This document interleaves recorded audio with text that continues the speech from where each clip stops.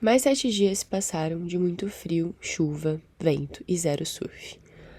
No vlog de hoje, entre a melancolia e a esperança, eu conto pra vocês um pouquinho da minha história e de como eu vim morar na praia. Muito mal.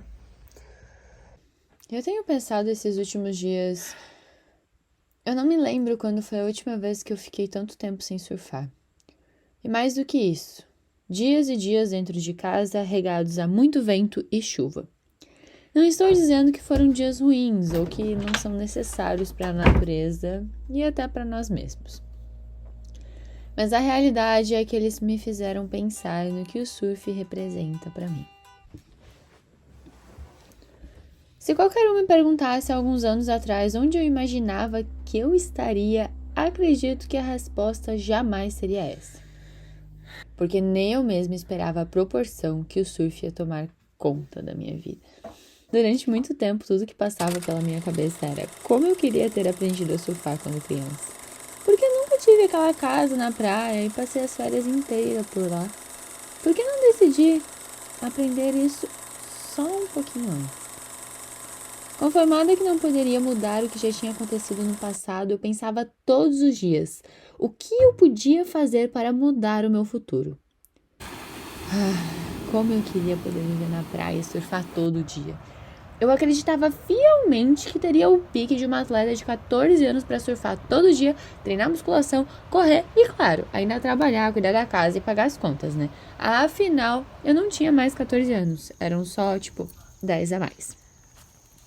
A mudança para Barra do Itapocu aconteceu despretensiosa, como a maioria das coisas na minha vida. Elas simplesmente acontecem, repentinamente, como um impulso. Aliás, vocês já sabiam que existe um lugar com esse nome? Barra do Itapocu? Exótico, né? Assim como as paisagens que tem por aqui. O nome se dá por conta do rio Itapocu que desemboca no mar nessa região. E o que significa? Alguns historiadores dizem que significa pedra alta ou pedra comprida. Um bairro extremamente calmo, quase como uma vila de pescadores e aposentados que curtem a tranquilidade da natureza. Uma lagoa incrível para remar de stand-up e um mar aberto desafiador. Sem canal, uma bancada exposta que recebe diversas ondulações e que facilmente quebra pesado. Uma esquerda boa e manobrável e uma direita cavada e rápida. Um tanto desafiador para Raul aqui. A topografia de uma praia de tombo nos reserva cada dia uma nova surpresa.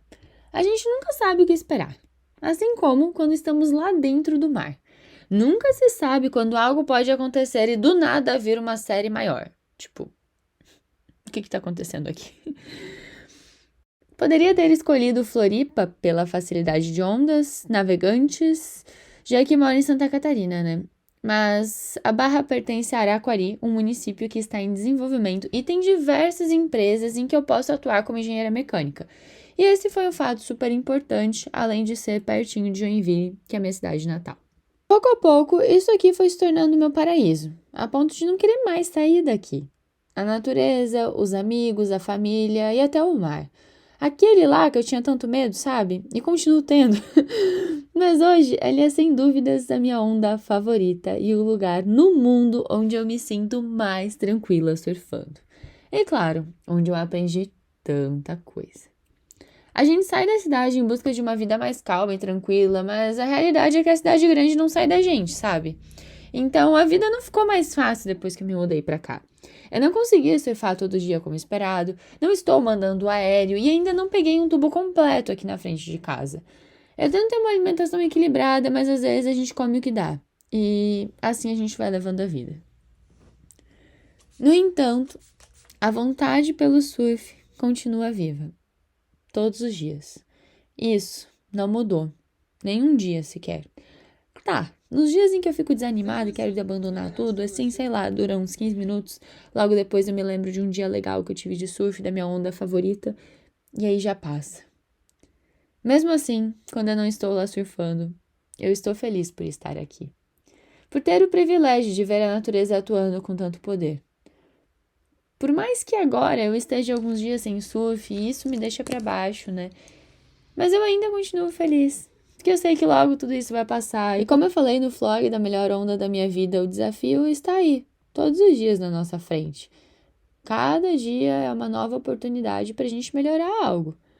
Imagina que chato seria se fosse todo dia igual. Se a vida não fosse essa montanha-russa de altos e baixos, onde o surf é minha válvula de escape pra dentro de mim e pra eu não enlouquecer. Obrigada a todos que acompanharam até aqui. Eu sigo esperando o próximo swell, não tão grande, deixando bem claro aqui, e nem tão frio, para que eu possa fazer mais um vlogzão de surf irado para vocês. Mas por enquanto, fiquem com os meus devaneios de alguns dias sem surf. Até mais, galera!